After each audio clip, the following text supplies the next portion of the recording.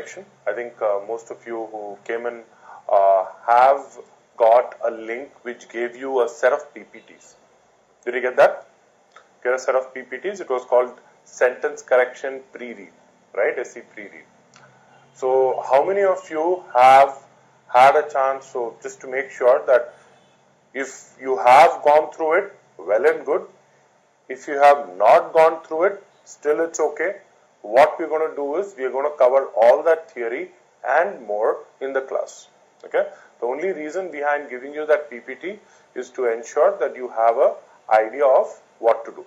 And it always makes sense to, kind of give a general direction to things. That is why we give the PPT. So a very quick introduction. My name is Arun.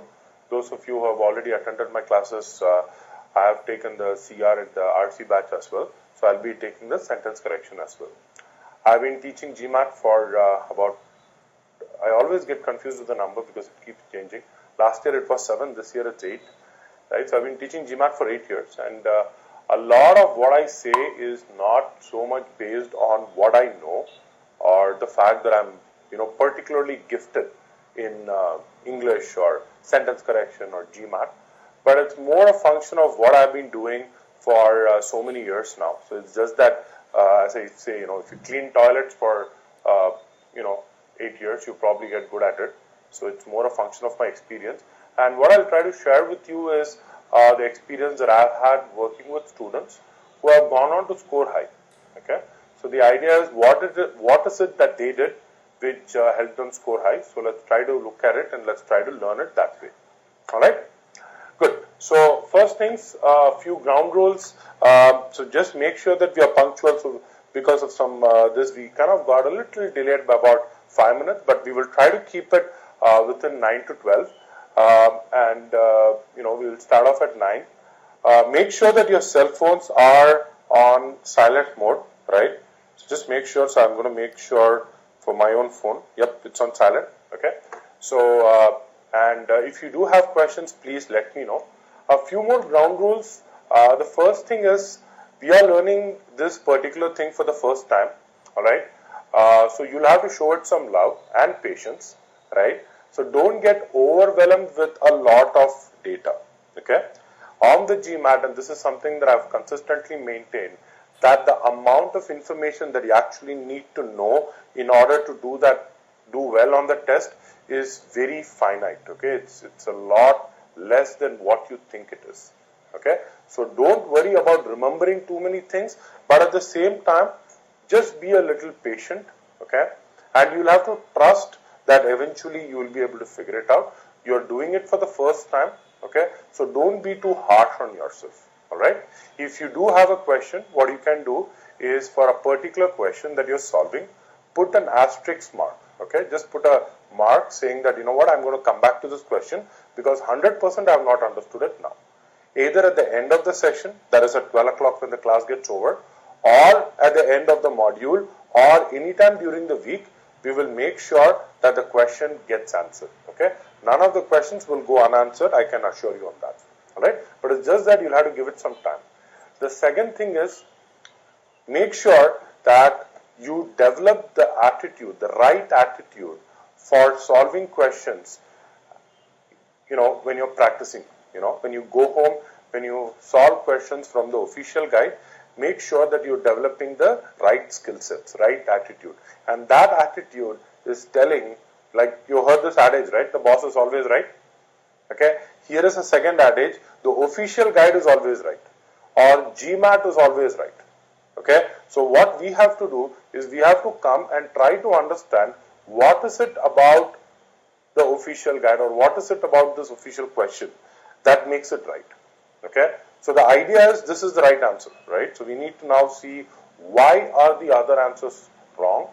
I will try to give you a few reasons, help you, guide you along the direction, but I would also encourage if you can help me by, help others actually by giving your own inputs. All right. The third thing is, especially for sentence correction, what if scenarios do not work? I'll tell you why. The reason is you have 5 answer choices. You are expected to pick the best of the 5 answer choices. You're not expected to pick the best answer choice possible. What if there had been another answer option? Perhaps it could have been right. I have no clue. But the fact is, it's not given to you. It's a waste of time to go along that direction. Instead of that, what I would encourage is, if you can think about it, come and sit in the first row, and you can just remove your bag of it. And you can also try to think along these lines, that instead of looking at it from a what if, try to see what is the nature of knowledge that I'm trying to get out of this. Correct? So my question could be differently worded, and I could say, okay, so what you're trying to say is, okay, don't worry about the details, but whenever you have a prepositional phrase, at that point when a which modifier is used, it can modify both the subject and the object of the preposition. I'm pretty sure not many of you understood what I said, but trust me, the same sentence on day 4, it will be crystal clear to you. Okay, but the idea is, let's try to look at it from a knowledge perspective, and this is specifically for those who are taking it from home and at the other centers. So this is pedagogically proven to be the best way. So what we have done, and this is something that I'll be telling you later as well, that it's more the way you approach the questions. Okay, that's really what my focus is for today and for the rest of the 3 days, but we will get there. Okay, but the idea is, if you have any questions, if you have any doubts, make sure that you are able to check it. This is specifically for the people at the other centers, so make sure that you are able to reach out to your center in charge, and we will kind of stop and we will get the questions answered. Alright, good. Now that we have the ground rules set, we don't need the handouts for now. Next 1.5 hours they are going to relax. Okay, they are not going to be solving questions, just fell off. What is the objective of the course, right? So what is it that we are here for? So I want all of you to take a step back, okay, and I want you to think for 30 seconds. What is it that you expect from a course that is going to teach you sentence correction? Okay, what is it that you expect from such a course? In case it's too this, you can sit over there. Okay, depends on you. Alright, don't answer this, it's not a question, it's more of a rhetorical. Think about it. What is it that you are expecting? Are you expecting that I teach you grammar?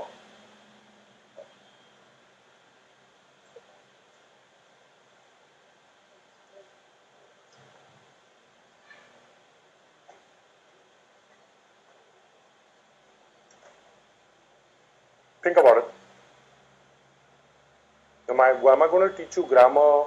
Am I going to somehow magically, go back to 8th standard, 7th standard, right? Teach you things that you probably have learned but you've forgotten. Is that the objective? The objective is, at the end of the day, you learn all these rules of grammar, but more important is that you score well on the test. Okay, so my objective for sentence correction, at least, is very clear. Okay, I do not profess to be any expert in grammar. Okay, but my aim is to ensure that all of you are able to score as high as possible on sentence correction. Alright, this is not a grammar class. I don't think I am qualified. If you really wanted a grammar class, please contact your high school teacher. Tell her, Madam, I'm very sorry. When you were teaching me the first time, I didn't understand what you're saying. Now when I'm taking the GMAT, I have understood the gravity of what you were saying. Okay? Can you please explain that to me? Maybe in one of your classes I can re-attend. Okay? And she can teach you all of it from Brennan and Martin. But what we are going to do is, we are going to do it this way. So I'm just going to put through. First of all, yes, there is some amount of grammar that is required, but I would like to call it as foundation, right? So this is really the foundation that you need in order to solve sentence correction question. Trust me, the theory that you require to solve questions on the GMAT, on sentence correction, is a lot lower than what you think it is. Okay, it's a lot lower. You don't need to know as many rules, but at the same time, there is some basic framework, there is some basic structure that we will go through, Most of the theory that is required will be put up on the board. Okay. If there is anything else, we will discuss, but all the framework theory you need will be up here. Okay. Apart from this, we will also familiarize you with the techniques required to crack sentence correction questions on the test. Right. Again, so based on this foundation, based on this framework, it's of no use unless and until you have a rock solid approach. Right. In reading comprehension, we went through a rock solid approach. Right, mapping passages. In critical reasoning, again we had a rock solid approach, those who attended RC and CR. Similarly, in sentence correction, by day 4, by the time you leave this room on day 4, you will have a very, very clear cut approach for any sentence correction question. Okay, that is the second objective. The third objective is we will be picking, we will be practicing using some hand-picked, GMAT standard questions. And the idea is all these questions will be based on official questions, which means that these are concepts that have been tested by the GMAT on the GMAT. GMAT is the council, GMAT is the test. Alright, so this would be, because at the end of the day, all this approach is of no use unless and until you are able to practice. One caveat over here, those of you who have already done a little bit of sentence correction, who have probably taken the test, there are a few of you who have taken the test. For you, the next 1 hour could be a revision. Okay, but for those of you who have not started sentence correction, I'll pretty much tell you whatever you need to know now. Objective after the end of the hour and a half is till the end of the course. Whatever we learn, we are going to practice. I'm not going to stand here, give you theory and say this is how it works. Unless and until I see it in action, I won't believe it. Correct? Same thing holds true for sentence correction. Again, as we have seen, you have the foundation, and on foundation you need to have tactics, you need to have approach, you need to know a particular method, you need to call it, you can call it a technique, right? So you have foundation, you have technique, and on top of it you have what is known as a strategy, right? So we will be constantly revisiting test day strategies. We will be relooking, when would you guess, when would you, how would you spend time, right? How can we make it more efficient? So we'll be looking at a lot of test day strategies while we are solving these questions. All right. So the agenda that I have right now is give you an overview of sentence correction, tell you what it is on the GMAT, give you an introduction to the basics of grammar. Again, this is the 1 hour that I promised will be a little dreadful because you're going to go back to 4th standard, 5th standard, okay? And at the end of it, we will be taking the first topic, which is subject-verb agreement, okay? So the idea is not to give you too much write-up, but the idea is for you to understand the approach. By day 2, we will be taking a couple of more topics. We will be going through pronouns and modifiers. Day 3, we will go through 2 more, and finally on day 3, we'll having a wrap-up. Okay, so I'll get to all of it. If you don't understand what it is, we'll get there. This is how really a sentence correction is going to look like. Okay, you will have approximately 1/3 of the questions in your verbal section based on sentence correction. Roughly 16 questions from the GMAT will be on sentence correction. Okay, and it will comprise of a sentence. Part of it will be underlined. Okay, so what you have to pick is you have to pick an answer choice which will correct a mistake, if any, in the underlined part of the sentence. Alright? So it means, if I were to give you an example, this is what I said earlier. The idea is to select the best of the given options and not to rewrite the sentence in the best possible form. Right? So you will have one part underlined, 5 ways in which you can fix it. So for example, you have a sentence over here, you have part of it which is underlined, and you have 5 ways in which you can fix that. Okay, so all these answer choices that you see over here, they are all ways in which you can fix, provided the original underlined sentence contains an error. What if it does not have an error? You don't do anything with it. When you say you don't do anything with it, does it mean that you don't pick an answer option? No. Answer option A will always be a repeat of the underlined part. Okay, so all that you need to do is you need to just go back. If you think there is no error, pick answer option A. Okay, that is the answer option which is going to repeat whatever is given in the question. In other words, it also means that once you have read the question, don't waste your time reading option A. Why? Because option A is always going to be a repeat of what is already given to you. Clear on this? Okay. So 16 questions on the GMAT.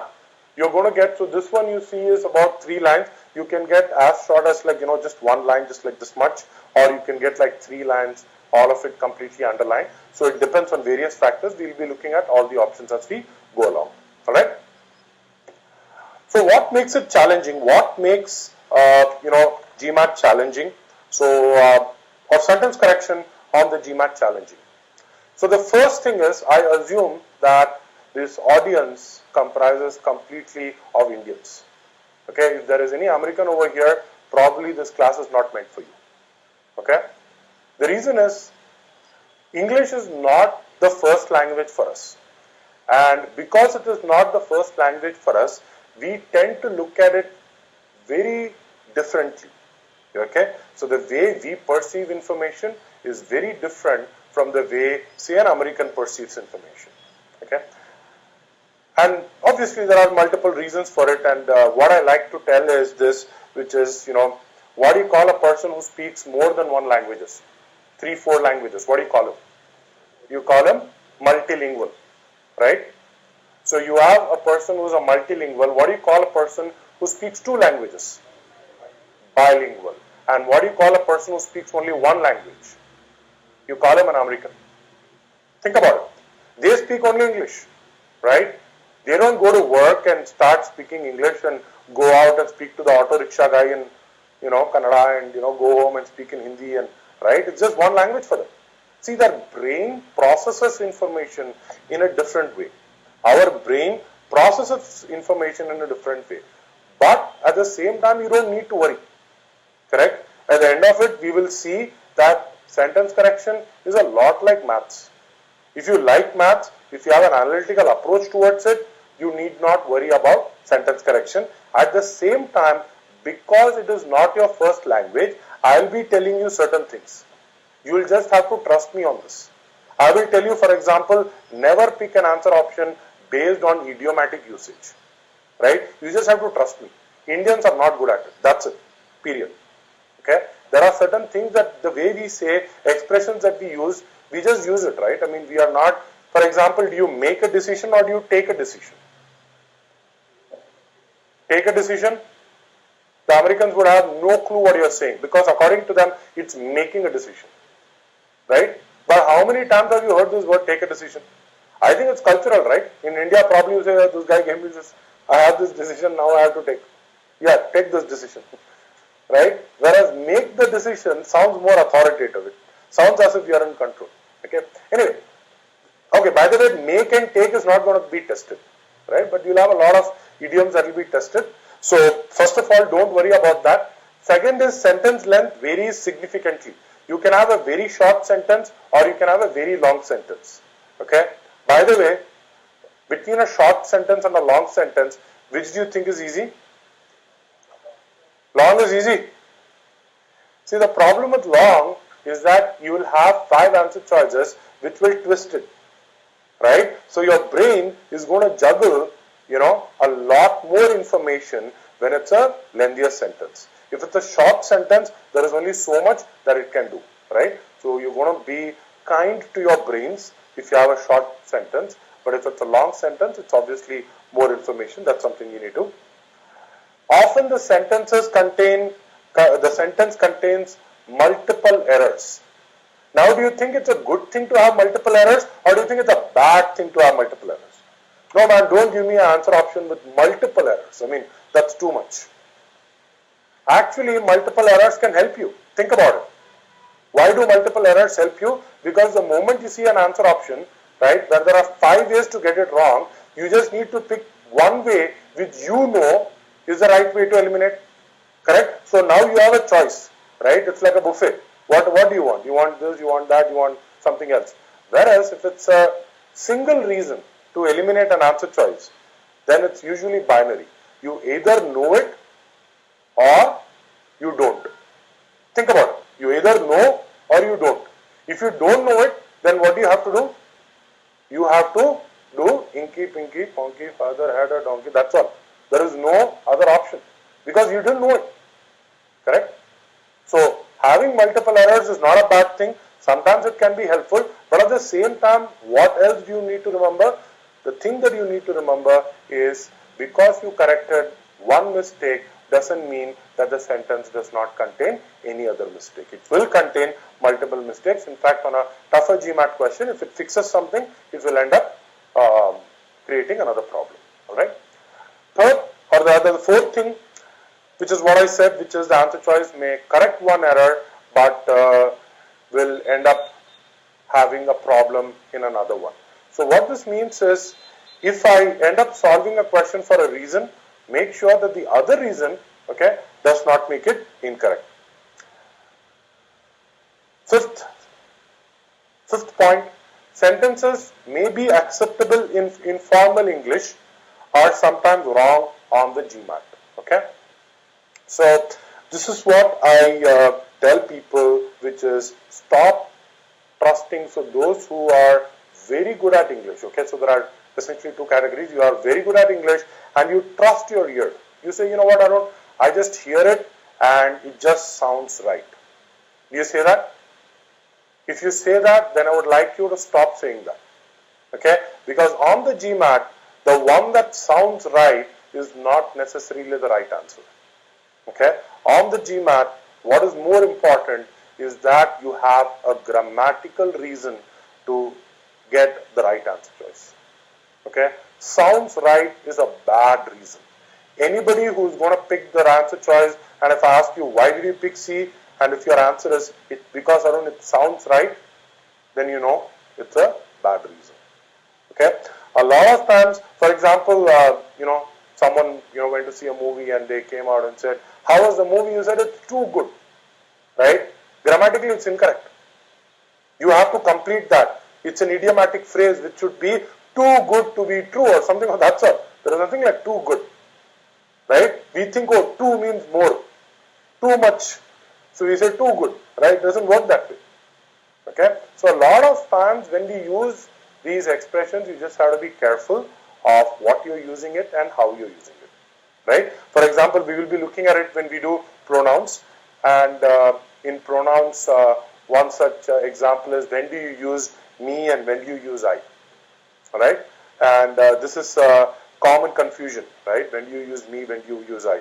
So if someone were to pick up the phone and say, "Is this Arun?" What do you think should be the correct answer? It's me, right? That's what I would say, right? Hey, is this Arun? I say, yeah, it's me, man. But the grammatically correct answer is, this is, okay, technically, is this Arun? The answer is, this is he. The correct preposition is he. Just imagine, is this Arun? This is he, right? Almost like James Bond, right? This is he. But that's really the point, right? I'm just trying to say that, don't go with colloquial English. This is GMAT. This is, going to be a lot more formal. We will trust our ears at some point when you really are not able to figure out the difference between the two, but one sounds right and you have nothing else to go, then I would suggest you go with your gut feel. Yeah, on a difficult question, on questions, all 5 options will sound wrong. Okay, and the one that you pick, the answer choice that you pick, will almost always be an answer choice that you would never ever use in normal day-to-day English. Okay, so it will be uncomfortable for you to pick an answer choice that you would not be, not use yourself, but that's really what the GMAT is going to do, right? It's going to give you answer options that are not going to make you comfortable, especially at a tougher level. Think about it, right? If you are doing very well, GMAT would expect that you are comfortable with the constraints. And finally, on a difficult question, the reason why the correct answer option is so, the difference can be very, very subtle. Okay? So, what I mean by subtle is, All three answer options out of the 5, 3 answer options you may be able to eliminate based on a good rule. But between the last two, the reason why the right answer is so could be almost, a very, very thin line. So try to focus on that part as well. Alright. What is the good news? I gave you the bad news in that sense. The good news is GMAT sentence correction is going to test you only on 7 concepts. Okay. There are only 7 concepts. We will look at all these 7 concepts.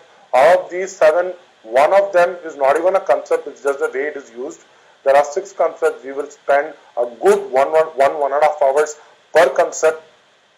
Go through it completely. You will be crystal clear how to use these concepts. Okay, that's the good part. Why do they have only these 7 concepts? Because GMAT, being a American company, doesn't want to get into a legal case where one answer choice that they picked. Okay, and some guy comes and says, oh, according to the Anglo-Saxon branch of English and the Chicago Manual of Style, you can use a comma when you use blah, blah, blah, blah, blah, blah. Right? They don't want to get into all this. So they're going to say, you know what, let me just pick the basic rules that we can comfortably defend ourselves, right? And let's just go ahead with that rule. So that's why we have 7 rules. Apart from these 7 rules, there are 2 more things that you need to remember. The first thing is that GMAT has 2 answer options. Pick the one that is as clear as possible and uses the fewest possible words. Okay, that's it, that's it. Okay, is as clear as possible and uses as few words as possible, right? What it really means is, if I have 10 words, no, you come, that's it. There are some places, no? Can you just get up, or can you just go from this place? Okay, so if I have 10 words to express an idea, and an answer choices, another answer choices uses 15 words to express the same idea, all things being equal, the answer choice with 10 words will win. Alright, so always pick an answer choice that is concise and clear. Okay, and you pretty much will remember that almost all questions I can guarantee that I'll be able to solve using this and a very liberal dose of logic. Okay, so I'll be talking about why logic is important, but on the GMAT, remember that it is not knowledge alone. Okay, I'll talk about it in the next slide. Very few concepts you may encounter on the test which is not going to be covered in the class. Okay, so you will have to trust that whatever we are learning in the class is sufficient. The reason I'm saying that is a lot of times I encounter students who, they are these what I call as, the rule monsters, right? They go about searching rules. For them, the entire world is composed of these rules, right? Rules that they can just blindly apply and get the answer. On the GMAT, it doesn't work that way. You cannot use a rule and voila, get an answer. Okay, it just doesn't work that way. Rules will just tell you the framework or the structure, but you need to apply your logic to get to the answers. Okay, I'll give you an example. Perhaps using this example will make it slightly clear. You're good in maths. How many of you are good in maths? If you are good in maths, okay, a couple of you are good in maths. Okay, so if you're good in maths, you'll probably get this. If you have heard this question before, then hold on to the answer. I want you to do this. I'm going to put a question on the board. If you get the question, I want you to raise your hands and I want you to tell I got it. Don't tell me the answer. Okay, those in Bombay and Chennai can do the same. Make sure that you are able to solve it, okay, without a paper and a pen. Okay, no paper, no pen. I want you to solve it using your brains. Alright?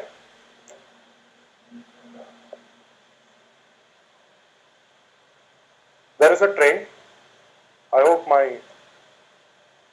this of the train is good. A train that starts from Bangalore and goes to, I don't know, let's say Mysore, and the distance between Bangalore and Mysore is 120 kilometers. Okay, and the train starts off at 30 kilometers per hour. So far it's easy peasy, it's no problem, but you know what happens usually with these kind of questions, right? It doesn't stop here. You also have a sparrow sitting on top of the train. Okay, that's a picture of a sparrow. Alright? You have a sparrow sitting on the top of the train, and the moment the train starts towards Mangalore, guess what happens? The sparrow also starts flying towards Mangalore, and it goes at 40 kilometers per hour. So between the train and the sparrow, who do you think will reach Mysore first? It's not a trick question. Sparrow, wonderful. So the sparrow reaches Mysore first. That is not the question. Immediately upon touching Mysore, what it does, it starts going towards the train. At some point now, the train has also moved. The sparrow has also moved. So it's going to meet the train somewhere, okay, somewhere, and it's going to immediately turn back and go towards Mysore. Then what does it do? Immediately it goes back towards the train, touches the train, comes back. It keeps doing this zigzag motion till the train and the sparrow reach Mysore together. As I said, if you know the answer, raise your hands. Otherwise, please don't use a paper and a pen. You have to solve it mentally. Question is, what is the total distance traveled by the sparrow? So this is D1, and this is D2, and this is D3, so on till Dn. I am basically saying what is D1 plus D2 plus so on till Dn. Okay? Few people have got the answers. Rohit and Rajesh, you can check that for the class as well. Okay?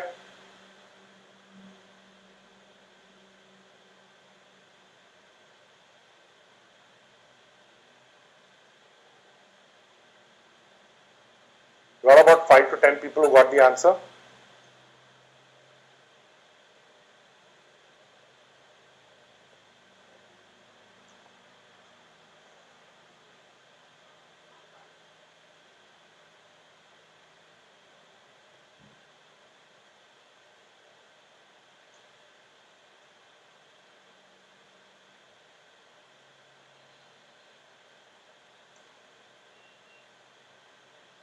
How many of you have grown up at this point? No one? All of you trying? Okay, I have someone who's given up. Alright. I want those of you who are going to give up, I want you to raise your hands and say give up. Okay, you got one person, second one, third. See, confidence comes up, no? You get more confidence when you know you are not the first one to do that. So here is something very interesting. Okay, now right now what's going through your heads, right? One of two things. One, if you have not got the answer so far, chances are you will not get it. This is the beauty of this question. If you didn't get it in the first 10 seconds, probably 10 minutes you're not going to get it. Why? Because those of you who are thinking, why the hell didn't he ask me to use a paper and a pen? Because right now you are 120 plus relative velocity minus, and somewhere you are calculating D2. Obviously is a wrong approach. Got it? You obviously have a wrong approach to it. And there is a second, group which is saying, you know what? I can be as smart as these guys who got it only if I were to know the magic formula. There is a magic formula. Do you feel that way? So there is some formula. You don't feel that way? What if I were to give you a magic formula? What if I were to tell you there is a formula which can help you solve this question? Shall I give you the formula? Yeah? Do you want it or not? You want it, right? But you have to promise me, okay, that you don't leak out this formula. It's my own secret patented formula.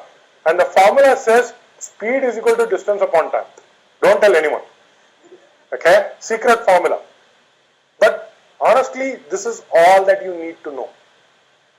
I will now solve those of you who are struggling with this question, right? I will solve the same question in less than 10 seconds using this formula, right? So speed is equal to distance into time, distance is equal to speed into time, correct? Now tell me, I have asked you distance, right? What is the speed of the sparrow? It is 40 kilometers. And what is the time that it flies? 4 hours, right? The train takes 30 kilometers per hour, 120 kilometers. So the train will take 4 hours. So 4 hours it is flying at 40 kilometers per hour. What is the total distance it can travel? 160 kilometers. That's it. That's your answer. Think about it. Right? So what really happened over here is that you had a magic formula, right? But that's of no use unless and until you are able to apply it onto the questions. Right? Coming back to where we were, this is not a math class, obviously, it's a sentence correction class. So what really happens over here is, as long as you know the basic rules, trust me, you will be able to solve almost all the questions, okay? Very few questions you may encounter where you got to know something that was incremental, okay? But it's going to be incremental, it's not going to be completely new. You'll always you'll always encounter exceptions rather than new rules. These are the 7 concepts you need to know. Subject, verb, pronouns, modifiers, parallelisms, tenses, comparison and idioms. Okay.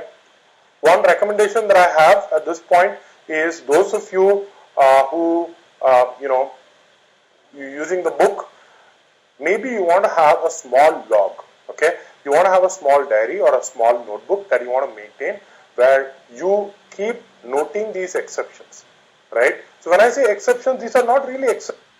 See, it's like playing a game of chess. All of you know how to play chess, right? It's like playing a game of chess. Sentence correction is beautiful, right? So it's the way you look at a particular rule, you will say that, okay, I noticed that bishops always move along a diagonal, right?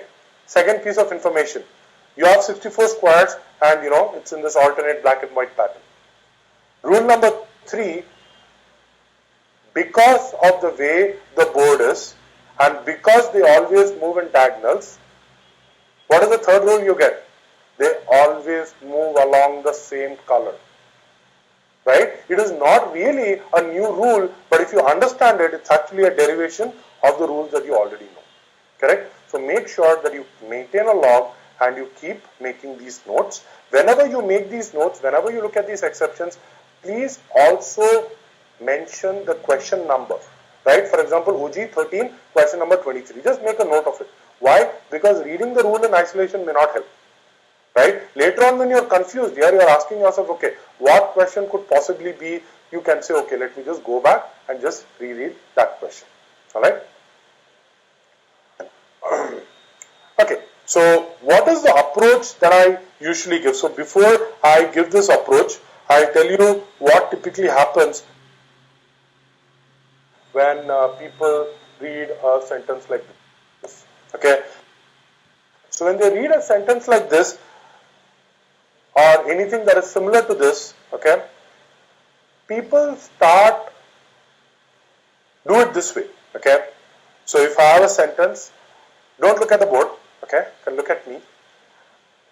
You read the first sentence, you read it completely, and you read the part including the underlined part. Then what you do, you hope that somehow the mistakes cannot pop up. They cannot tell you, oh, this mistake is over here. And one of the mistakes is waving its hand. Then you say, okay, now that I've figured out what the mistake is, you look at A and you say, you know what, A is going to be a repeat. So let me just, don't solve this question. A is going to be a repeat. So let me do this. Let me start reading B. Now your brain already has A somewhere. Think of it. All of you understand computers, right? So think of it as RAM. You have finite RAM. Okay. In that RAM, you already have A. Now what you are doing is you are now loading B. And what you are doing a, if I could use that term, in-memory comparison. Correct? You are trying to compare A and B. And you are trying to think, okay, something in A is being fixed by B, but there is a new thing that is coming in B that I am not very sure. So I can't reject B. So your in-memory RAM now has how many answer options?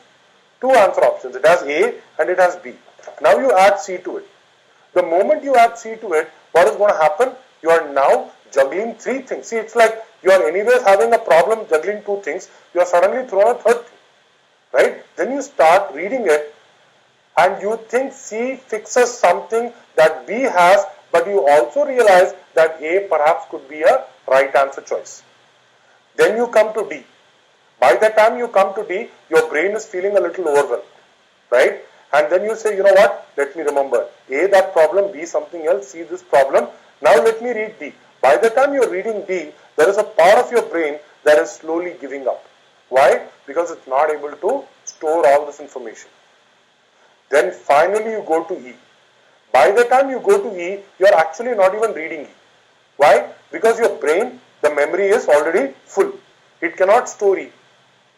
So you're just reading it and you're now starting to make a random guess. This is where people will say, I picked answer choice because it sounded right, because it sounds right, because I have this gut feel, I have this intuition, I have this strong sense, right?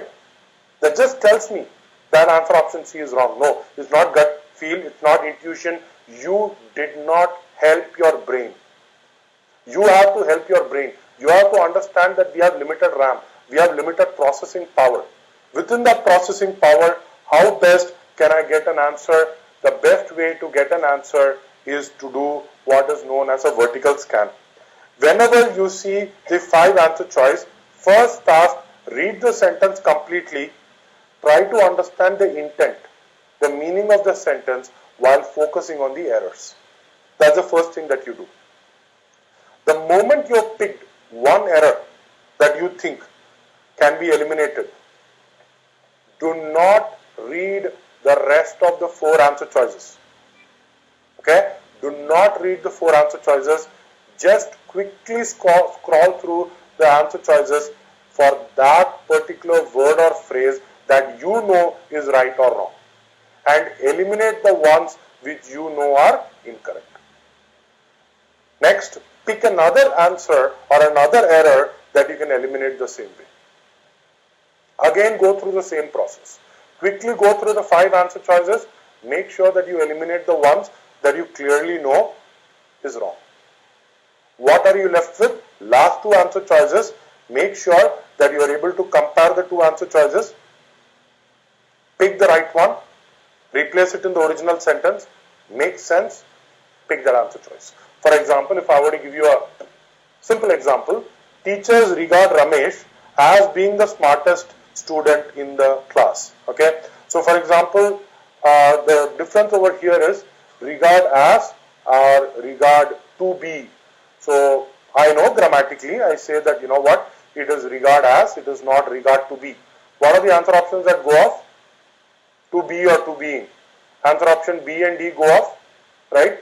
Now look at the right part. So what I did is I used a rule to eliminate, okay, the as and the to be. So I know this is wrong and I know this is wrong. So I'm left with A and C. Now I look at the last part. In the, all of it has in the, C has in. So is it smartest student in entire class or in the entire class? In the entire class. Again I have reason. See, I have not even read.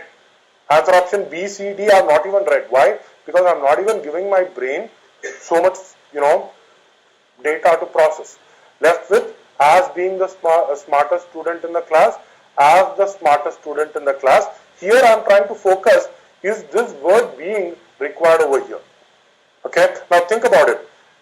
If I were to say you go to a shop, let's say we go to a restaurant and you look at the bill and you say, hey, you know what? The service charge has been calculated and we don't need to pay any tip. So let's just take away the tip that we have put into the cover. I'm going to say, you know what? You are being smart. What do you mean by you are being smart? It means in this instance you have showed smartness, hence you are being smart now. Right now you are smart. You are being smart. But do I consider you as a smart guy overall? Maybe, maybe not. In this incident, you are smart. In this case, when you talk about Ramesh as being the smartest student, is the teacher saying that right now he is the smartest student? Or do they generally say he is the smartest student? Generally say he is smartest. Now I have given my brain more work to do in the last 2 answer choices, and with that I was able to eliminate answer option A, leaving me with the right answer option E. Okay, the idea is not that you learn about grammar. Don't ask me how do you know regard as and regard to is wrong. We will get there, but the idea is you get the approach. Are you clear on this? For every question that we're going to solve in the class, we are going to use the same approach. Do you feel that the first approach, do you see the problem? Right? So let's use this approach and let's see how it works, okay, as we solve more questions. Right? Good.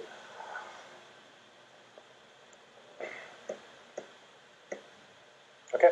And whenever you are able to identify the error, just make sure that you go ahead and do a vertical scan and you are able to eliminate the other answer options which have the same error.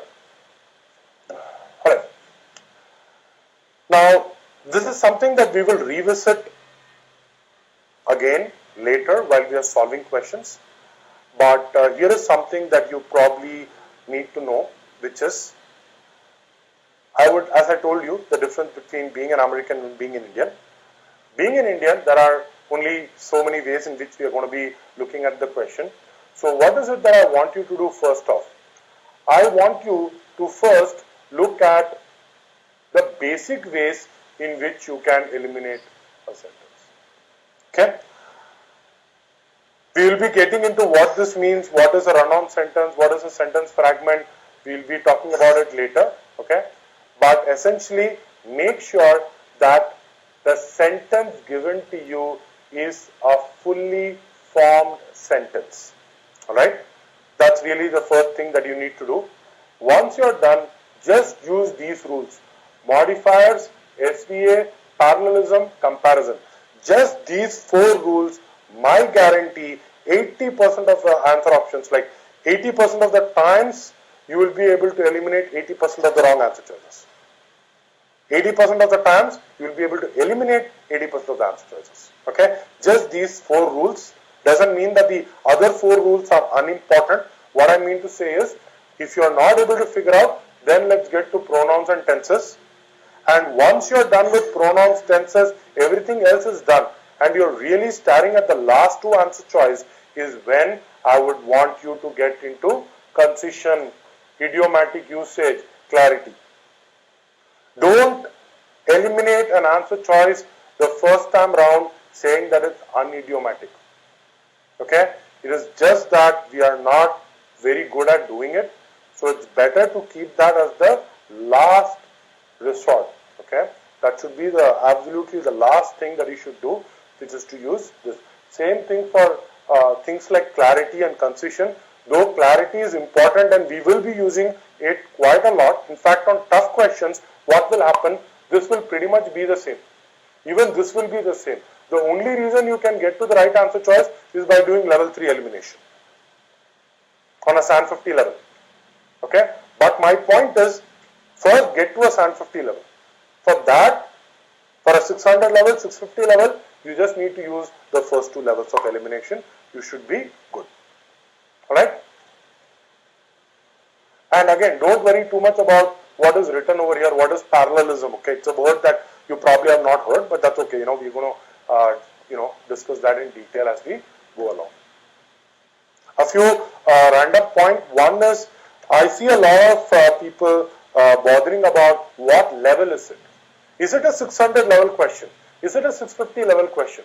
And for some reason, see, think about it. It's a process that is really not going to help you on the test.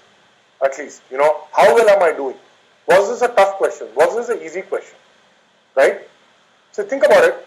If let's say you are over here and I am trying to shoot you, okay, and your objective is to dart the bullets, dodge the bullets, correct?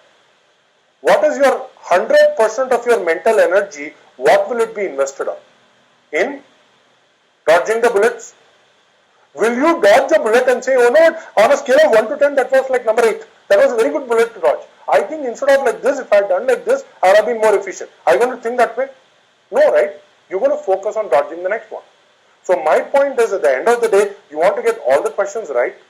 Okay? So don't indulge in this, thing that, I want to know what question it is. Right? Is this 700 question? 600 question? You got it right or wrong? That's my question. You got it wrong, it doesn't matter. You need to look at what is it that I did not know which could have helped me solve this question. Right? Clear on this? So just make sure you focus on that. And this is something that I've already mentioned, which is pick the right reason to eliminate.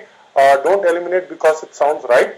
And whenever you look at the OG and GMAT prep, so we'll be providing you with advanced document, which is nothing but a collation of all GMAT prep questions. Okay? Those of you who have it for CR and RC already know this. Please do not solve any other material apart from the official material. Right?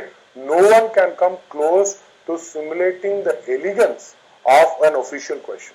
Take it from me, I've solved umpteen questions. And I know how test prep industry works and how they create questions. Right? Very clearly I am part of it. And it's almost impossible for you to replicate the quality. How many questions do you have in OG? You have around 200 questions in OG. If you take verbal review, you have another 100 odd questions. You have about 300, 350 questions. The document that I'll give you will have about 400, 500 questions. You have about 750, 800 questions in sentence correction alone. Trust me, if you are not able to improve after solving 800 questions, you will not solve, you will not improve even after 8,000 questions, 8 million questions, 8 trillion questions. Right? Because the problem is not solving more questions. The problem is with your approach. There is something wrong. So take a step back and make sure that you are able to reevaluate your approach. And each question that is given in the OG, treat it with respect in the sense that your finite questions, don't go berserk, don't go home and say, you know what, I understood sentence correction. Let me quickly solve, 200 questions over the next 2 days. You will waste all the good questions.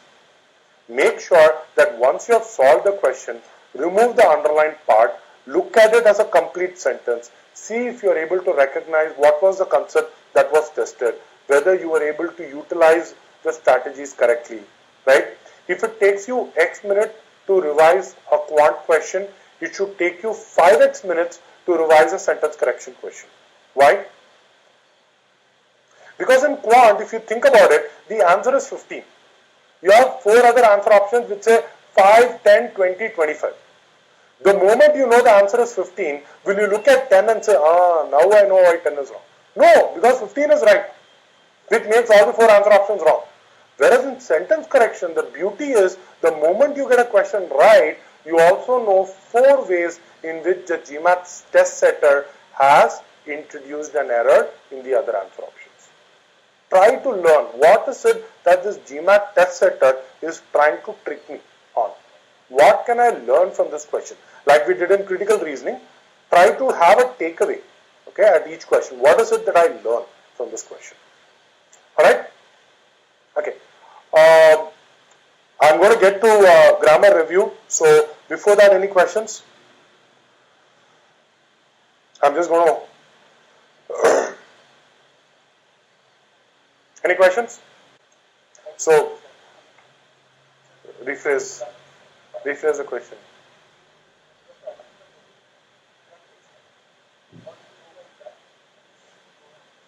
Okay, so the question really is, do I identify the rule which will take time, or will I go by gut feel? Okay, now here is the beauty of it. By the time you are done solving 500 questions, identifying the rule will become your natural reaction. It will now substitute your gut feel. So it's like driving a car, and this is an analogy that I give again and again on why practice is important.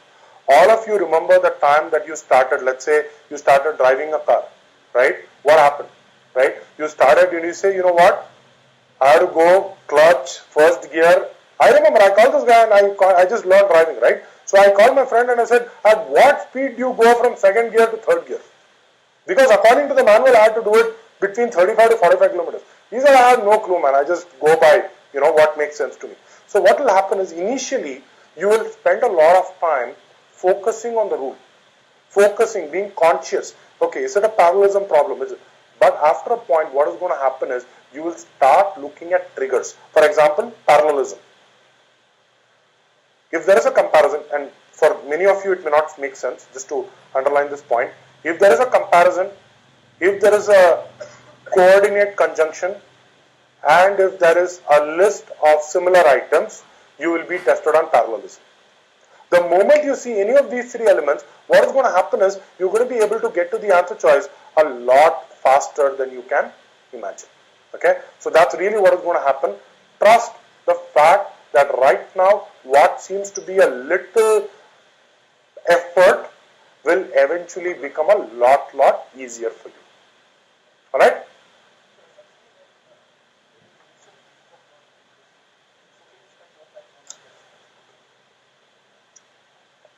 Between speed and accuracy, accuracy wins.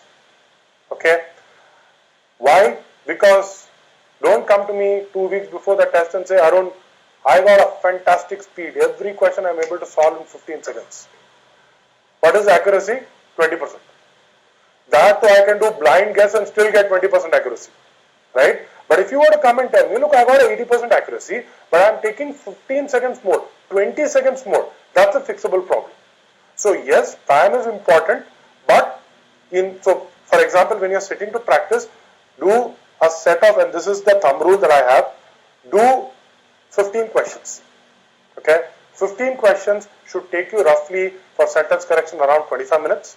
For others, it should take you about 30 minutes. And 30 minutes you need to revise, analyze, minimum. Okay? So 30 minutes of questions, 30 minutes of analysis, 1 hour, take a quick break. Go, have water, have coffee, whatever, come back. Don't watch IPL, by the way. Don't go and say, oh, let me see what is happening, Delhi Daredevils, what is happening to Sehwag. Don't do that, right? Just make sure you come back and you study for 1 more hour. Again, 30 questions, 15 questions, 30 minutes solving, 30 minutes analysis. 2 hours a day is all that I ask. 2 hours a day, that's all. You just have to be consistent. You have to keep plugging away at it. It's hard, I know that, especially with IPL season.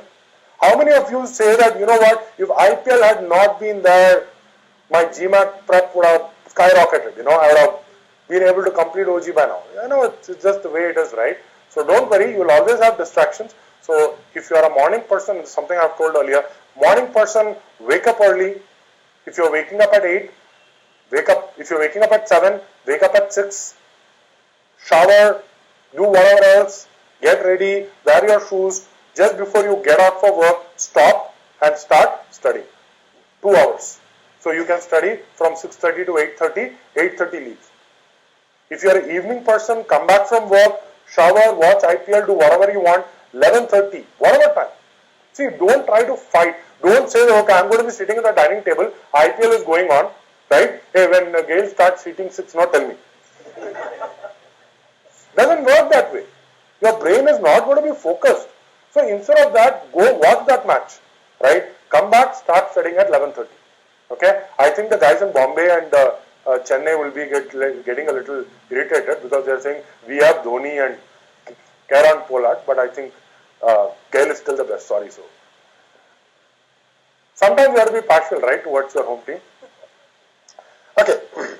So that's really, and the other thing, another advice I keep telling, the biggest enemy to study, GMAT studying over the last 3 years, is a new threat that has been so far unidentified. I have identified it. Internet. Please unplug your internet connection before you start studying. Okay?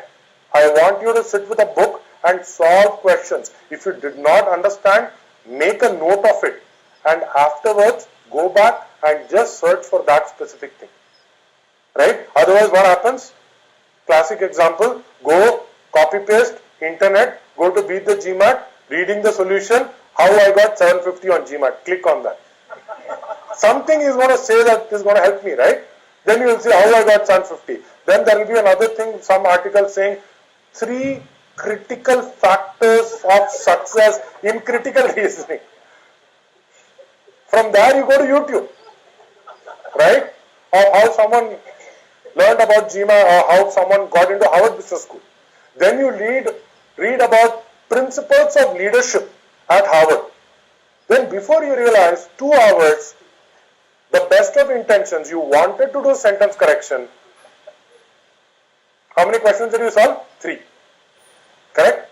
So just make sure you unplug. Okay? It's a very difficult task. Take a deep breath. Take take the Reliance cable, whatever dongle, unplug it. Okay? Alright? Okay. Getting to basic grammar review. Now what I'm going to do is, it's about, going to be for another 30 minutes. I promise to make it as painless as possible. But trust me, this is painful even for me. Right? So we are going to get through it. We are going to go through it gently. We are going to try to see. This by itself is not going to help you on the GMAT.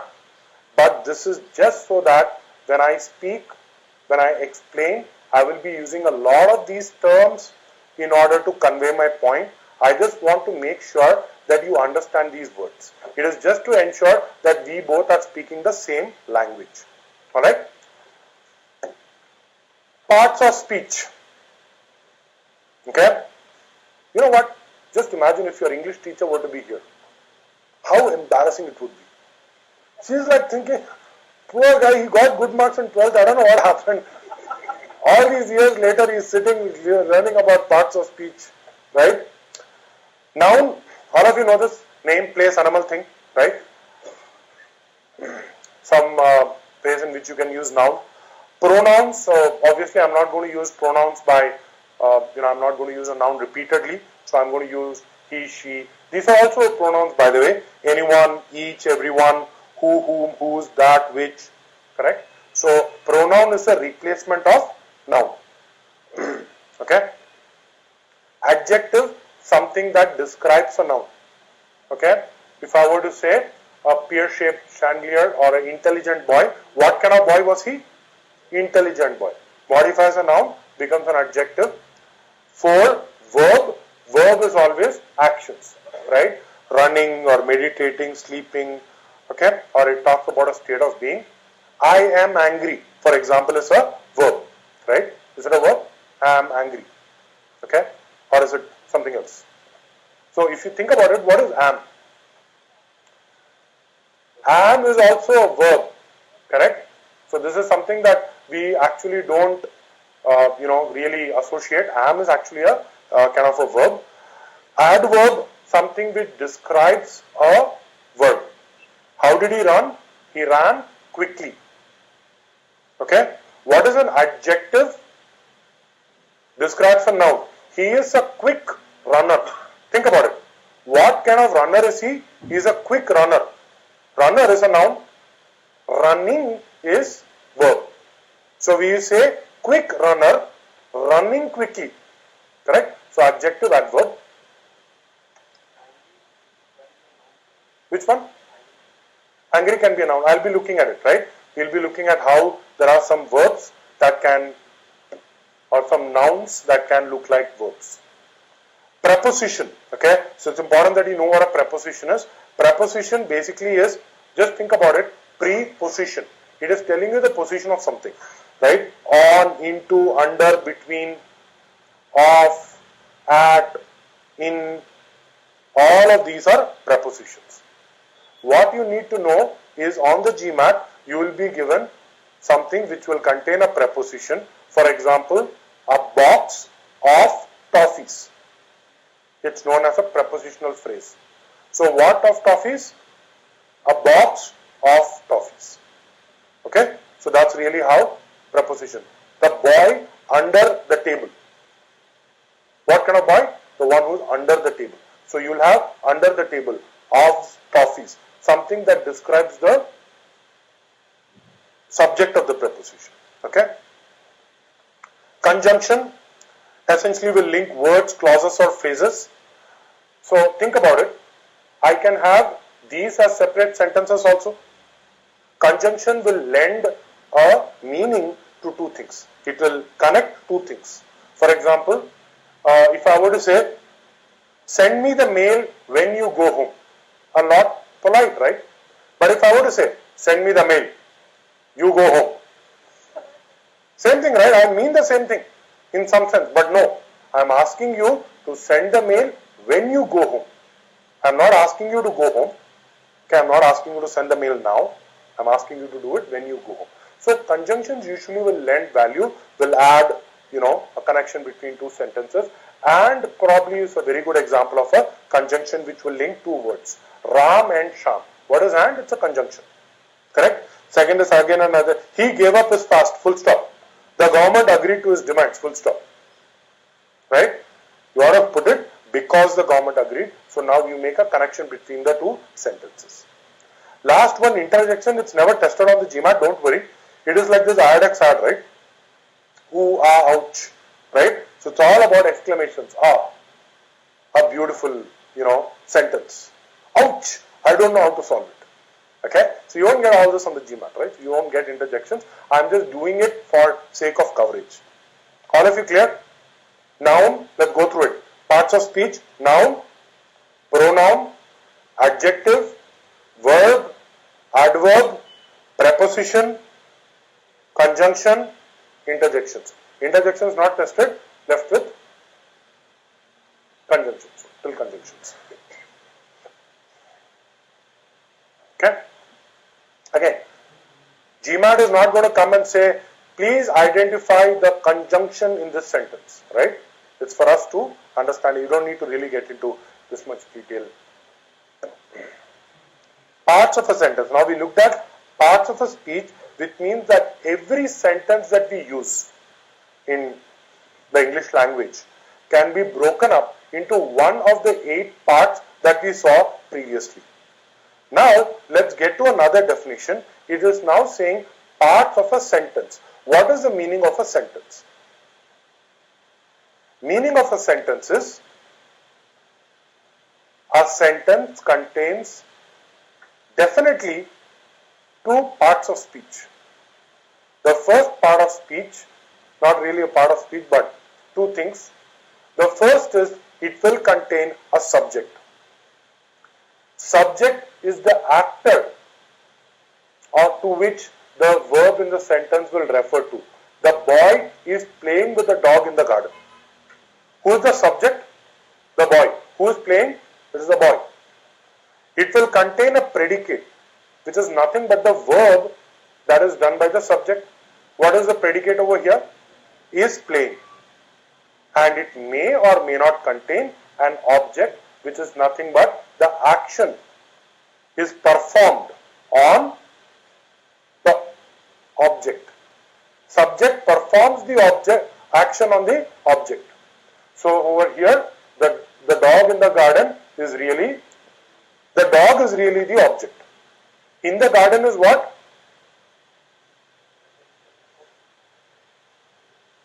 Is he playing? Think about it. It's a preposition, correct. But parts of speech. In is the preposition. But in the garden is what? It's a phrase. Is it because the definition is over there? No, it's not a phrase. It's not a this. I'm talking about adjective, adverb. Is it an adjective or an adverb? Think about it. He is playing with the dog in the garden. See, think about it. Is this dog, so there is a dog in the house and there is a dog in the garden and he is playing with the dog in the garden. If that is what you are trying to convey, then in the garden is an adjective. Of all the dogs in the world, I am playing with a specific dog, which is the dog in the garden, which according to me doesn't make sense. What I am really saying is, I am playing with the dog. Where am I playing with the dog? In the garden. It is just the nature of how adverbs work. Adverbs, we will see later while we do modifiers, will typically be placed after the object. They will not be placed after the verb. Otherwise, it will sound a little odd when we say, the boy is playing in the garden with the dog. Think about it. He is playing in the garden with the dog. Playing with the dog in the garden. This makes it a little better. Okay. But anyway, we will get to that later. All of you understood? 3 things. Subject, verb, object. Subject, predicate, object. Minimum it should have a subject and a verb. Subject and a predicate. Which is the shortest sentence in English? Oh my God. This is not, think about it. Oh my God. First it has interjection not tested on GMAT. My God. My possessive and God. It doesn't have a verb. What is a verb? I am. I am is the shortest word or shortest sentence in English, because I is subject, am is the verb. Pradyot actually has a joke. He says the shortest sentence in English is I do. It is the shortest sentence or the longest sentence in life. Depends on how you look at it. Okay. Coming to this, all of you understood subject, object, predicate. Now you have something known as a phrase. Phrase is a cluster of words put together. By itself, it will not be a standalone sentence. Okay? But it will give meaning. For example, crowded marketplace. What kind of place? Marketplace. How is the marketplace? Crowded. So, crowded marketplace. Together, it's a phrase. Can you give me an example of a prepositional phrase that you just saw now? The whole thing, right? Dog in the garden. Correct? It's a prepositional phrase. Red motorbike. What kind of bike was it? Motorbike. And what color was the motorbike? Red. So basically, phrase is not a sentence, but a cluster of words by, they will basically add value to each other. Alright? So we have looked at subject, object, clause. Clause contains both subject and a predicate, but could either be independent or could be dependent. Can either stand alone by itself or will be dependent. Look at the first example. The weather is cold. Has a subject. What is the subject? The weather. What is the object? Or what is the predicate? Is cold. Correct? So is your verb. Now the idea is whenever you have a sentence which is by itself, it's an independent clause. By this definition, can you say all sentences will contain at least, will be at minimum an independent clause? So this is nothing but a sentence. But you can also have a clause which is dependent. Because he did not watch the show. What is the problem with this? He did not watch the show. Is it a complete sentence? It is. But because, what is because? Conjunction. See, you're getting good. Because of the conjunction, it becomes a independent clause, which means I need to have something. Because he didn't watch the show, he did not, get to know the suspense. Clear on this? So quick, what did we see? 3 things we have seen so far. Number 1, parts of speech. All of you clear on parts of speech? Number 2, parts of a sentence. All of you clear? Subject, predicate, object. Number 3, we have looked at clause. What are the 2 kinds of clause? Independent and dependent clause. Okay? We are just going to learn another 2 or 3 things. That's all. Then we are done with basic grammar. We will jump directly into subject verb. Alright? The 4th thing is whenever, so by the way, this is not a 4th thing, but this is really part of what we saw earlier. Whenever you look at a sentence, make sure that it has a subject and a predicate. Okay, so you may have one of these 2 things being tested on the GMAT. The first thing is when you have a run-on sentence which is nothing but 2 independent clauses incorrectly connected by a comma. Do you see a problem with this? The book was interesting, I want to read it again.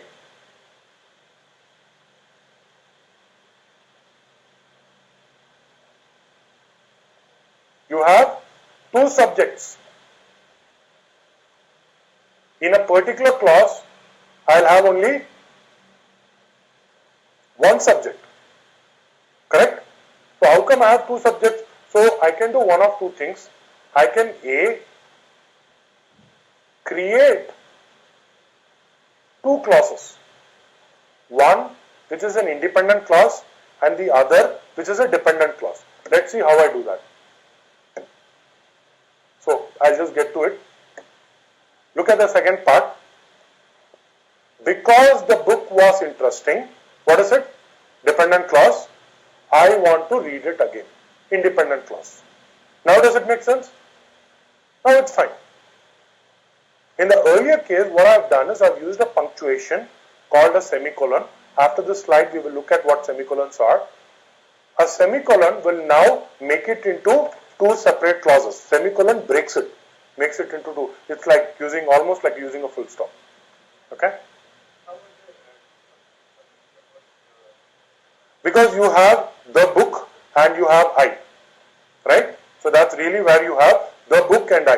You will have to have one independent, one dependent, or you can have two independent which are connected by a conjunction. I need a conjunction to connect them.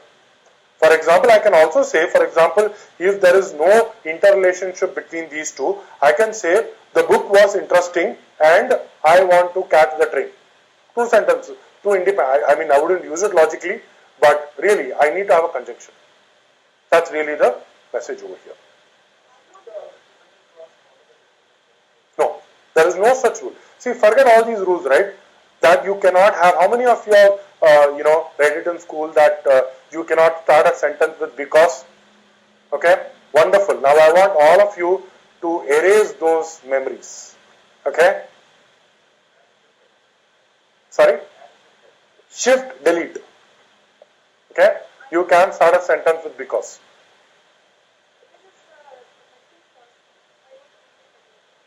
No. I want to read it again by itself. Does not have anything. No, it can stand by itself. No. It means no. I want to read it again. It is a pronoun. It has to have a referent noun. That's a different thing. By itself, grammatically, can this sentence stand by itself? Because see, then what you will say, he is angry. Is it an independent clause? He is angry. Now you will say, who is he? You can't go into that it ko you have to define. Okay? You don't need to worry on that. Alright? Good. Similarly, you could have a sentence which could be a fragment, which means it either misses a subject or it misses a verb or a predicate. For example, the sound from the room. What is the problem? The sound from the room is very loud. I need to say something about it. Otherwise, it's a subject. The sound from the room by itself is a subject. Okay? And the second part, met with the students. You see a problem here? What is the problem? There is no subject. It just says there is a sound from the room. Sorry, met with the students. You need to say who met with the students. The principal met with the students. Come in. Okay?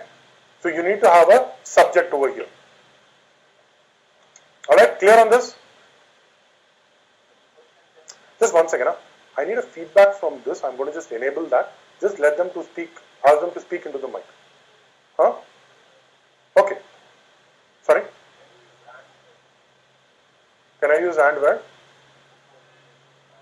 Yeah, if I do not want to see, what is the meaning of because? Because is now giving me a reason. In the case of an and, there is no reason. Correct? I went to the market because I wanted to buy something. I went to the market and I bought something. Right? It's two different things. Alright? We'll look at semicolons now. We are going to look at it after we go through this called verbals. Okay, you know what? I'm going to actually put a blank on this because I think verbal is really, people get confused with this. Let me explain it to you in an easier way. So, 2,000 years ago, when the King of England decided to formalize the language, he created a committee.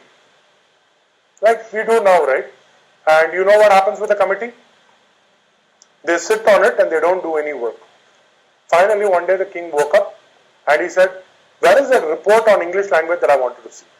And these guys got worried. They said, yeah, we have to make a report. So all of them went into a cave and they sat in that cave for a couple of days to come up with this report. Now here is the challenge they had. Okay? The challenge is, what were they doing all this while? So if you were to put it very simply, the king would say, right, so you're like, eating all this food and, taking all these gold coins from me for the last couple of years for what? So they said in the cave that let's make things more complex. So the first thing that they identified was, is this what I'm going to write on the board? You have to tell me. if this is a noun or a verb. Is running a noun or a verb? Is not a verb, is not a noun. I need to see how it is used. Okay? So running, I am running, it's a verb. But if I say running is good for you, what is running now? Wonderful. So this guy said, hey, you know what? There are some verbs that look like a noun but are not nouns. Think about it. They look like a noun but they are not. They look like a verb but they are not verbs. They are actually nouns. So he said, we are going to use a verb for it. We are going to call it verbals. One of them said CrackVerbals. He said, no. It's going to be a couple of thousand years before they are founded, but we're going to call it verbals. What are verbals? Verbs that are not really verbs. Nouns or other parts of speech that look like a verb. So then they saw this, consistently that a lot of these words have this ing. Okay, so this guy used to refer to it as, the word that ends with an ing. He said, word that ends with an ing doesn't sound complicated enough. We have to justify the last 3 years that we have been in this, spending time on this committee, on this report. Let's use a more complex word for a noun ending with an ing, and they came up with the word gerund. Okay, sounds little nice, gerund. But what is a gerund? Gerund is nothing but a noun that ends with an ing and it looks like a verb. Are all of you clear on this? So that is the first verbals. Then what happened? Then these guys looked at it and they said, well, you know what? There is also another kind of, thing which looks like a verb but is not a verb. I'll give you an example. If I were to say, crying, she opened the door. How did she open the door? Crying. What is it describing? How she opened the door? Was she opened the door crying as opposed to using something else like using a key? No, right? It's an adjective. She was crying, and when she was crying, she happened to open the door. So what is crying over here? Adjective. But does it look like a verb? So an adjective that looks like a verb, crying, adjective, looks like a verb. Do you think they are going to say adjective that looks like a verb? They're going to say their jobs, right? So what is the word that they invented for it? They said the word for it is participle. Nice, no? Participle. What is participle? Participle is nothing but a adjective that looks like a verb. For example, I'll give you another example. Let's say marching towards the parliament. The protesters shouted slogans against the government. Now this is I'm giving you a slightly, fuller sentence so that you get to know. So what is the marching towards the parliament? What is it doing? It is modifying what? It is telling me something about the protesters, that they were marching towards the parliament. But if I were to take it independently, how does it sound? Marching. Protesters were marching, but no, they were not marching. It's explaining the protesters. So what is it? Adjective. So what is it called? In other words, an adjective that looks like a verb? Participle. And finally, you have the third and the last one, which is a verb that is what I would call as the Shakespeare's verb or the Shakespeare's verbal. Have you heard of to be or not to be? Okay, so what is to be? To be rich. Think about it. To be rich. Be rich. Sounds like a verb, right? But is actually not a verb. Okay? So whenever you have to followed by the infinitive form is called as an infinitive.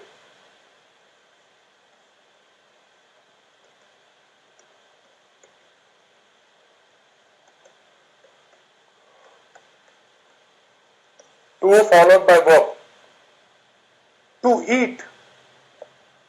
Think about it. How will I use to eat? I can use it in multiple ways. I can say, I went to the hotel to eat.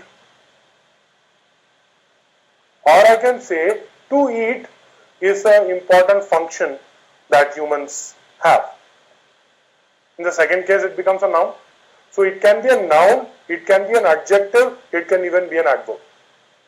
Okay? So whenever you have infinitives, it can follow any of these three, but it will still look like a verb, and because it looks like a verb, it is called as it comes under verbals and it's called as an infinitive. Clear on this? Okay? So let's look at some examples. First one, singing is the food for the soul. Clear? What is food for the soul? What is it called? Gerund. Correct? What is participle? Nothing but an adjective. You can have two kinds of participles. You can either have a past participle or you can have a future participle. NST. No such thing. Past or present participle. If it's a present participle, it will be ing. We just looked at it. If it's a past participle, it will be ed. Correct? So when you see ed, it's nothing but a past participle. Alright? You don't need to really worry about the details. We'll look at it again in modifiers. All of you understand what a participle is, right? That's all I want you to know. It's an adjective. And finally, you have infinitives. So look at a couple of examples. To err is human, to forgive divine. To err, to forgive. What is it? It's a noun. Correct? This is what humans do. He lacked the strength to walk. Right? So, of all the things, it's describing what did he lack, which is basically the strength to walk, or we could say, we live to eat. Correct? Which means, how do we live? It's describing live over here. Of all the things that I could live for, I am living to eat. Becomes an adverb. Okay? So that's really in a nutshell what you can do with verbals. All of you clear? Very quickly, once again, what is a gerund? What's a gerund? Perfect. What is a participle? Adjective. Perfect. And what is an infinitive? To followed by verb could be any of the three, noun, verb or adverb or adjective. Yeah.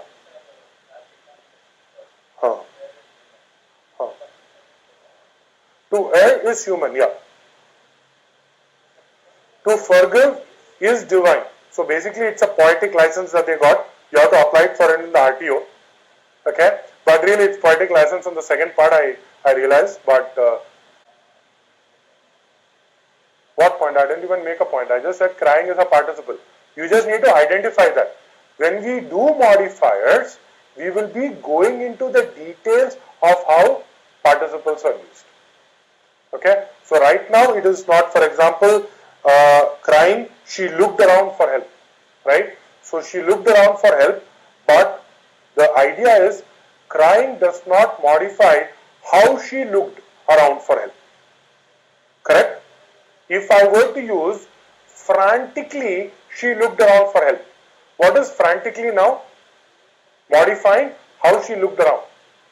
Okay? So in that case it modifies. But crying, you're just explaining how she was when she looked around for help.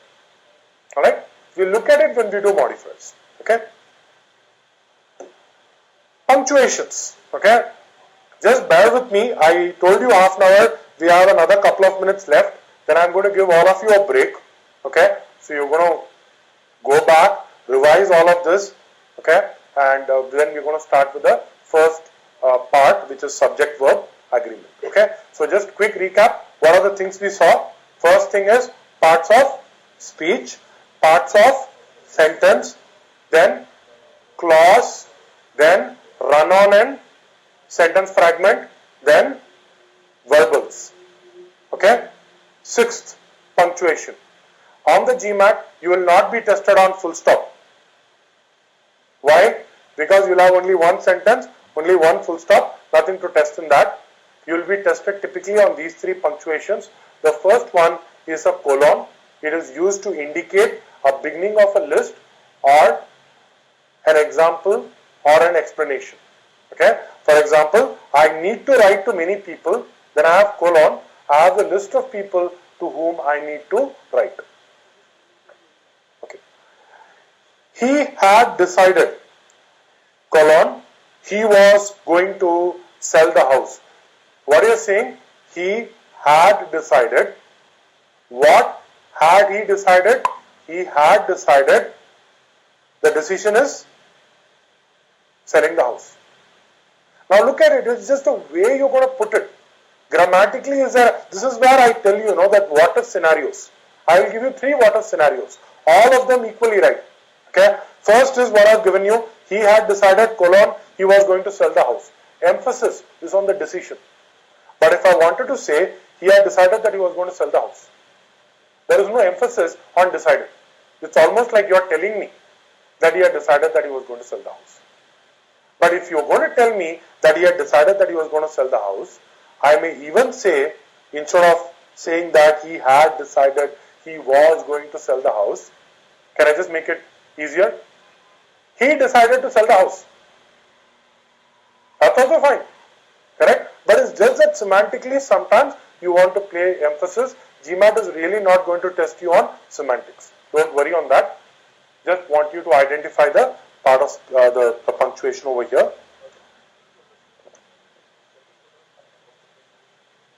We have not got to semicolon. I'm going to coming to semicolon. So the second is semicolon. That's what I said. When you have a doubt, please hold on to it. Okay? Whenever you have a semicolon, you are doing nothing but picking two independent yet interrelated clauses. They have to be interrelated, but they also have to be independent. How do you think GMAT is going to test you on this? After semicolon, it is going to give you a dependent clause in the wrong answer choice. Clear on this? In an independent answer choice, you will pretty much, or an independent clause, you will pretty much see after the semicolon, it will make sense. Others write with a pen or paper. Can I use, like we saw in the previous question, can I use a conjunction instead of a semicolon? The answer is yes, you can. Will you be given two answer choices, one with a semicolon and one with a conjunction? Both equally right? No. Okay? You will not be given that. Don't worry, GMAT is not going to be so cruel. And finally, you have an hyphen which could either indicate a parenthetical commentary, which is his excessive. Then you are telling me how excessive, which is almost maniacal. Laughter alarmed the others in the room, especially when he was taking the GMAT. Okay? I hope you don't start laughing. And there are some interesting things that have happened on the GMAT. One of my students called me a couple of weeks ago. Apparently when she was taking the test, believe it or not, the person sitting next to her threw up. Okay? And she said, you know what, I'm just solving this and I just lost it, right? I mean, and then there was a smell and people came in and, right? Okay, here, remember this. If at all something of this sort happens, please raise your hand and say, I cannot take this test. Okay, GMAT will reschedule the test at no cost to you. Okay, if there is a mistake or at that end, and if there is a valid reason. But I'm just telling you, this is one extreme example. The other extreme example, not an extreme example, but something that happens very often is when you are taking the test, remember, there is someone else whose slot is coming after you. You start your test at say 12 p.m. You are solving verbal. You are at the third hour of your test. You are reading this reading comprehension passage. And at that point, a guy comes, sits next to you, and he is now taking AWA. Not only is he typing, cluck, cluck, cluck, cluck, cluck, cluck, that sound, right? Can be very irritating, right? You're trying to focus, tuck, tuck, tuck, tuck, this guy is trying to type. But he may also do something known as sub-vocalization. Okay? Sub-vocalization or vocalization is reading like this.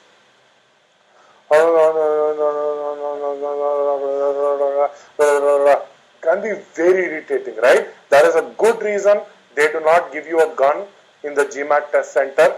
You are not allowed to carry firearms. Okay? So they want you to be cool. But could happen. To provide food, clothes and care for the underprivileged, then you go on to emphasize what are these? These are real achievements. Correct? So essentially, you don't need to really worry about a hyphen. Essentially, a hyphen can be, in most cases, replaced with a comma.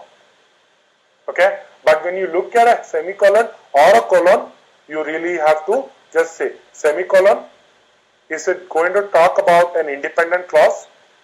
And if it's a colon, is it a list of things or is it an explanation for something that he said before? GMAT is not too finicky on punctuations. I'm just giving this so that you have a good overview of what it is. Alright? Parenthetical commentary means if I had to put it in parenthesis, I am giving an explanation, it would have meant the same. I am explaining more. What is excessive? How excessive? Comma, almost, or parenthesis, almost hysterical. Okay? Yeah.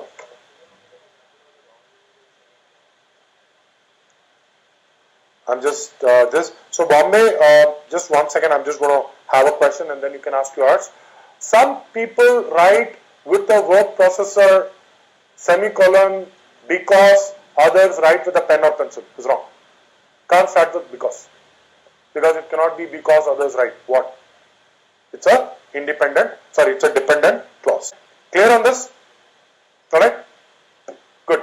So let me just quickly recap.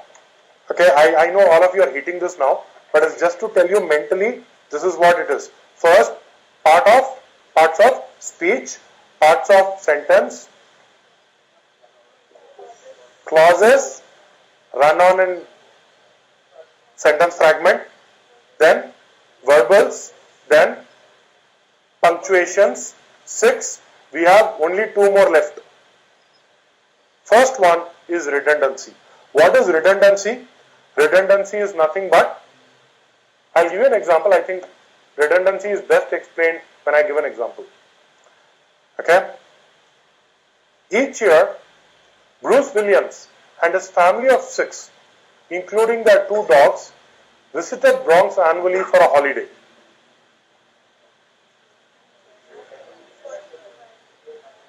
Each year and annually are redundant. You don't need to say each year or annually, either one. Correct? Either say each year or you say annually. Let me give you another example. Because Sandra had previously participated in such personality seminars in the past, she was not very keen. What happened? Oh, previously and past. Previously cannot be in the future. Has to be in the past. So it is redundant to say previously and in the past. So whenever you have this, just remember, people come and ask me, can you give me a pair of redundant words? Well, I mean, you can pick any 2 words and you can just figure it out. Something that is synonym to that word would be redundant. Correct? Okay? Can you give me another example of a redundant pair that you can think of?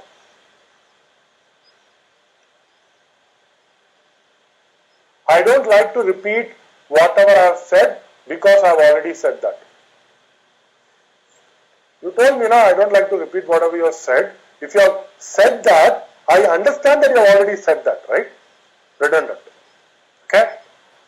So on the GMAT, while you are looking at run-on sentences and sentence fragments, if you are able to spot redundancy, use that in your first line of defense. It will be a little hard for you to figure it out, but the moment you look at it, please go ahead, first line of defense, use it. Run-on sentence, sentence fragment, first line of defense, use it. Clear? Okay? Here is where logic comes into play, and this is my personal favorite, this question.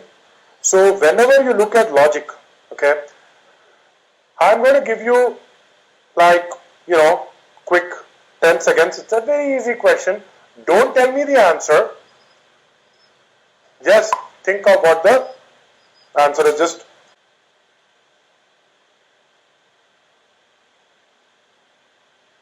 done?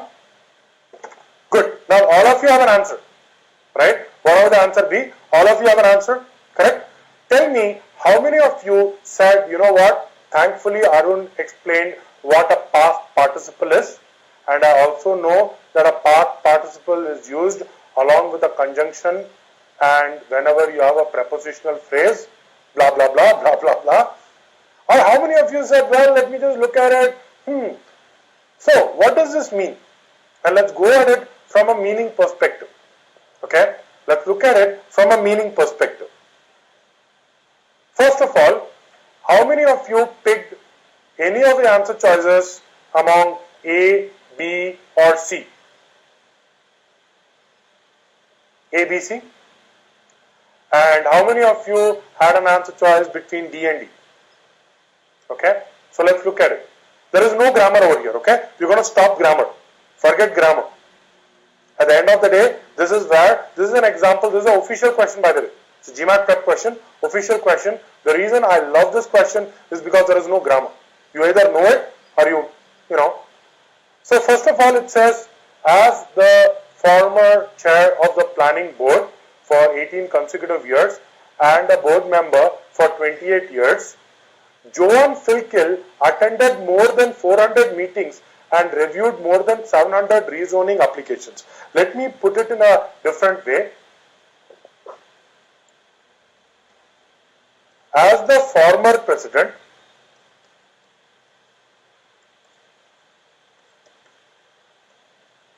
Pratibha Patil, I don't know, Dr. Pratibha Patil maybe, Pratibha Patil.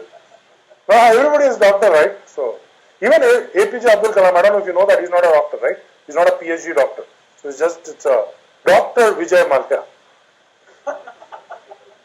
They refer to him. So the doctor, and as the former president traveled all over the world. Let's say 5 years later, we see this sentence and we don't know when you're going to see this sentence. Can you tell me what is the meaning of this sentence? This sentence means, hold on to this, okay?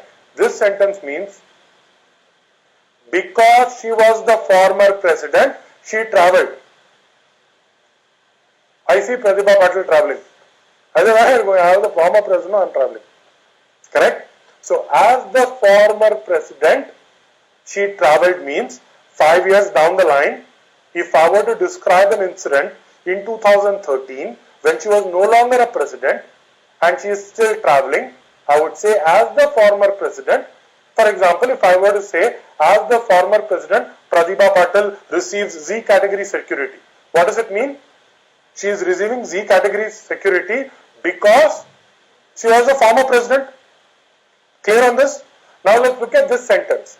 As the former chair of the planning board for 18, and is it a board, shouldn't it then be ex-board member? If it had to be former chair, it should also be ex-board member. But then what you are trying to say is, as the former chair, because of her position that she doesn't hold, she is able to attend more than 400 meetings and review more than 700 rezoning applications, which is incorrect. As the chair of the planning board for 18 consecutive years At that point, she did something. What did she do? She attended and reviewed. So the answer choices with former goes off. Left with D and D, she was blah blah blah, Joan Filkill. What is the problem with she was? You now have a, we just looked at it. Run on. It's a run on sentence. Two sentences. Think about it. Subject, verb, and what is it connected? It doesn't have a conjunction. It is connected by a comma. So first, she was chair of the planning board for 18 consecutive years and a board member for 28 years. Full stop. Independent clause. Joan Filkill attended more than 400 meetings and reviewed more than 700 zoning applications. Full stop. Independent clause. Can I have a comma between them? What should I have? A conjunction or a semicolon. Both of them are the same. Hence, answer option D goes off because it's a run-on sentence. Now you are finally using grammar. Run-on sentence. Leaving you with the right answer choice. E for echo. As the chair of the planning. This, in her capacity as the, this, she ended up attending all these meetings. Okay. So on the GMAT, you'll have a lot of these questions which will, really test. You see, here is the thing. Between a 90th percentile score on the GMAT and a 70th percentile score on the GMAT, I can guarantee that the difference is typically not because of knowledge, right? So if I were to take those of you who do not know the scoring algorithm, do not need to worry, but those who know, a verbal 40 score is a 90th percentile. Okay, and I'm not sure what a 30 is or a 35 is. Probably it will be in the 70s. The difference between a 35 and a 40, trust me, is not knowledge. The guy who scores 40 does not know more rules than the guy scoring 35. And the same thing, the guy scoring 30 knows pretty much the same as the guy scoring 35.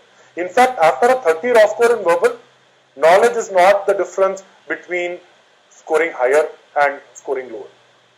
Okay? It is how well you are able to apply it, how well you are able to use logic. That's what we will be doing for the rest of the class. I am done with whatever grammar, the dense part. Okay? Now the easier part starts. We will be looking at some amount of grammar, but not so much. Got a question? Yeah. The previous question? Yeah. What if you had?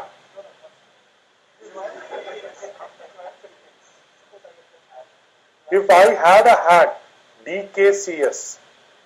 What is the meaning of DKCS? Those who have been in critical reasoning? Don't know, can't say. See, this is what I'm saying. What if is a scenario?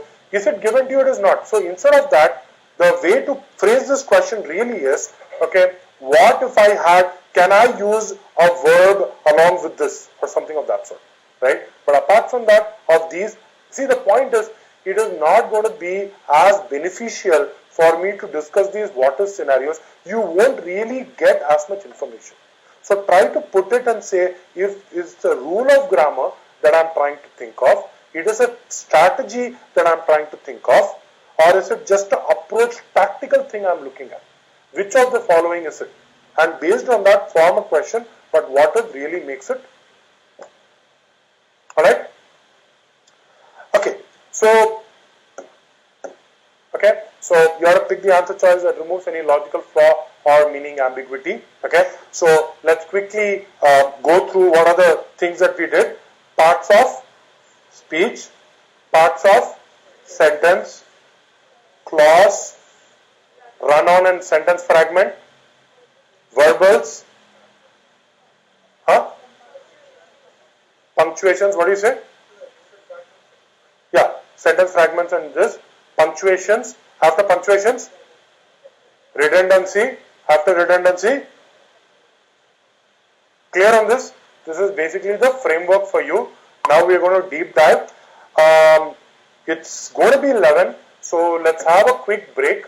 We're going to come back after the break. I'm going to give you a couple of strategy tips before we get on to picking the topic of the day. Okay, there are two things that just had a thing in the break that people asked, and so just two things. One is regarding taking the test. So taking the test by itself, the official guide is the best way for you to measure where you are. There are other test prep companies which have come up with fairly good simulations, but it still lacks the the finesse of a GMAT prep.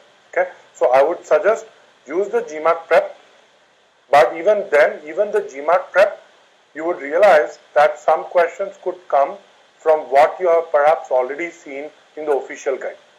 Okay, so whenever you look at a question and you feel your scores are inflated or any of these, don't worry. You are taking the test for three reasons. Reason number one is you are taking the test to build your mental stamina. Correct? To endure a 4-hour long marathon. Correct? Will that objective be achieved with any test? Yes or no? Great. Objective number two is to fine-tune your strategy in terms of timing, in terms of guessing, in terms of elimination, in terms of whatever else. Do you think this strategy also can be used with any test? Pretty much. This also is achieved. The third reason why you are taking the test is to give you an accurate assessment of where you stand today. My only point is the third is not a great reason for you to take the GMAT prep, because as is not just GMAT prep, the other tests, because they could be inflated, they could be deflated, they could actually 4 mistakes. Princeton review test, I think one of the students complained 2 days ago she took it, she got a 650, demoralizing, and she said I got a 47 in quant when I made 4 mistakes.